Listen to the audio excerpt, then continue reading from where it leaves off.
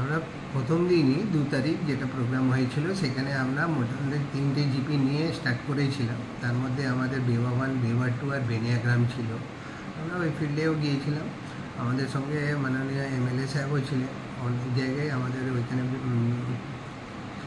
প্রধান সাহেবরা, পঞ্চায়েত সমিতি মেম্বার এবং পাবলিকের ভালোই সাড়া পেয়েছি। অনেক জায়গায় ফুটফল ছিল এবং তারা বিশেষভাবে বসে আলোচনার মাধ্যমে অনেকগুলো স্কিম তাদের এলাকার জন্য তুলে ধরেছে। প্রথম দিন ছিল বলে আমরা 2টো করে ম্যাচ করতে পেরেছিলাম, 2টো করে পার্ট 3টে জিপিতে। আর আজ থেকে আবার চলছে, আগামী দিনে আরও ভালো সাড়া পাওয়া যাবে।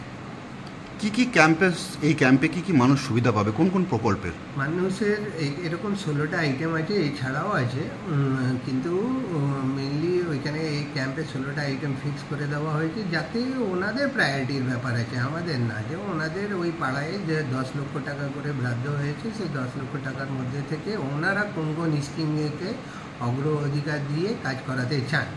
এমনি আমাদের তরফ থেকে জেনারেল লিস্টে বলা হয়েছে যে ওনারা এই আইটেমগুলো আছে যার উপরে একটা গাইডলাইন দেওয়া হয়েছে, যার উপরে বেস করে দিয়ে ওনাদের স্কিমগুলো উঠে আসার কথা।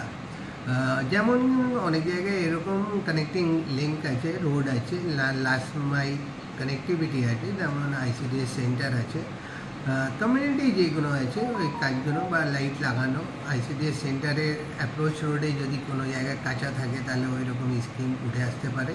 বা যে পাবলিক যেখানে হেলথ সেন্টার বা আইসিডিএস সেন্টারে যাচ্ছে সেই জায়গায় যদি কোনো জায়গায় কোনো রকমের অসুবিধা থাকে যেতে আসতে।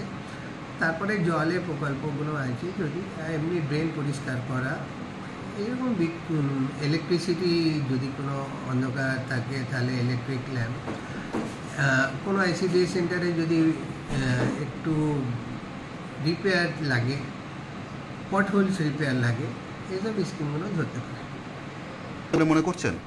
না, এটা আমাদের নলেজে আছে এবং আমরা এখানে যে 13টা জায়গায় প্রাইমারি স্কুল আছে সেখানে আমরা অ্যাডজাস্ট করে নেব টাইমিংটা।